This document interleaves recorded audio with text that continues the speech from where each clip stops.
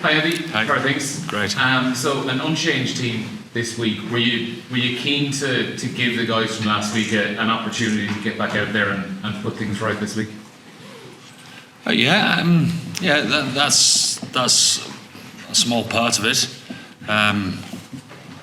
What's the best for this weekend, and what's the best side to take the field for this occasion and for this opposition is another part of it as well. I suppose there's a little bit of me learn from past experience that sometimes when people are disappointed, you tend to get a good reaction out of them as well.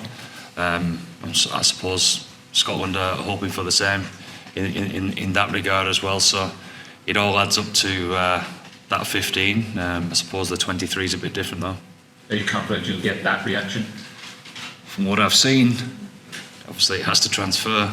The only thing that matters is Saturday, isn't it? Giving the best of ourselves for 80 minutes plus and seeing what we can do with what's going to be a special occasion for Irish rugby. And just to clear up, Kieran Frawley, was that a return to play issue that he's not selected, or was it a selection call?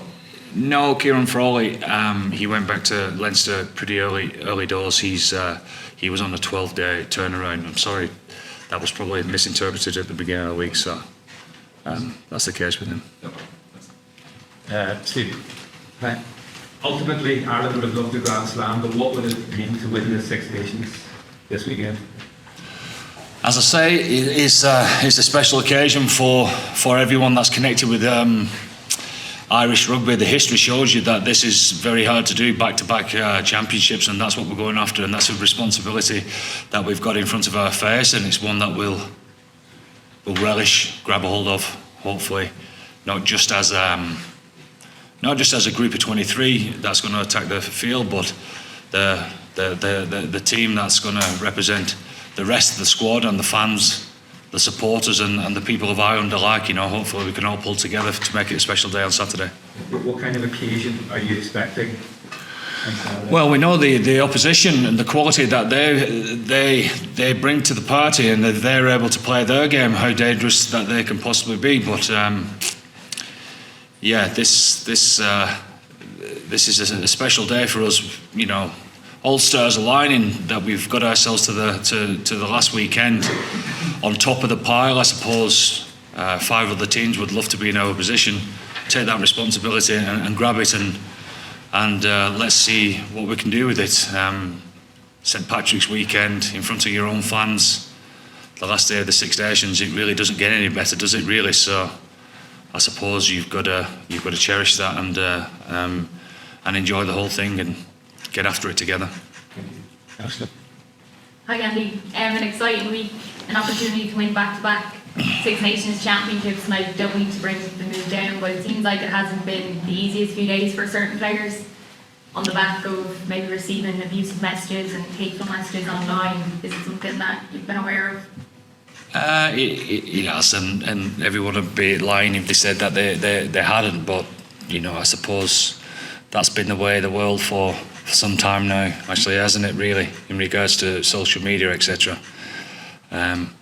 We've battened down the hatches, really, as far as our concentration on what we need to do to improve our performance and make sure that we're the best of ourselves. And come Tuesday afternoon after the training session, and then a big session on Wednesday as well, seems to be that the focus is right where it should be. And as head coach, you see firsthand what they put in to play for their country and what it means to them. It must be hard to take at times to see them get this abuse off the back of their loss. It's one loss and bounce of a ball and an interpretation here and there, but that's the way of the world. You've got to roll with the punches as far as that's concerned, because we've all talked about it. We've all discussed it at length, haven't we? Certainly in this room. It's not for changing, isn't it? Anytime soon. Hopefully it will do, though. And when you think of last year's game against Scotland, nearly everything that could go wrong went wrong, and the team really galvanised. Was that a moment for this team to really step forward in their growth? Well, it was. It was a victory that we was proud of, and there was another game after that in the World Cup, and and that was a big game, do or die type situation, you know, to get through the group. Everything was on the line, and we managed to pull it off on the day.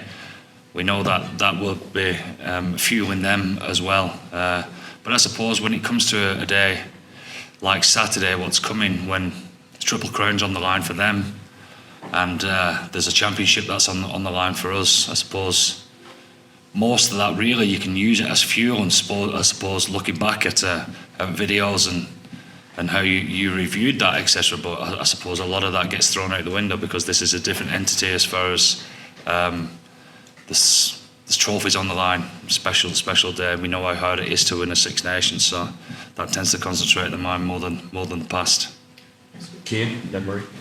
Andy, what message would you have for anyone who's concerned by seeing Calvin Nash play after the hit he took last week, particularly for beating to understand the HIA process?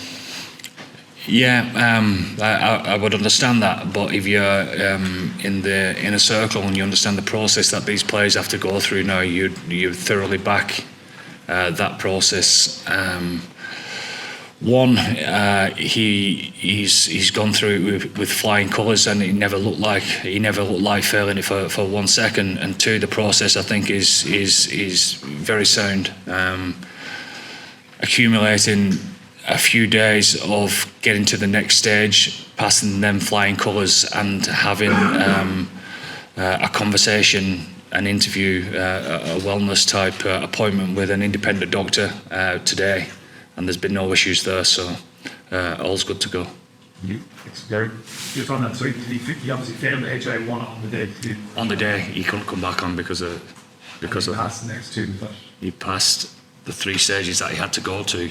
He trained fully yesterday without doing contact within the session, but had to do contact after the session. Passed that flying colours, no problem whatsoever. He had to see an independent doctor.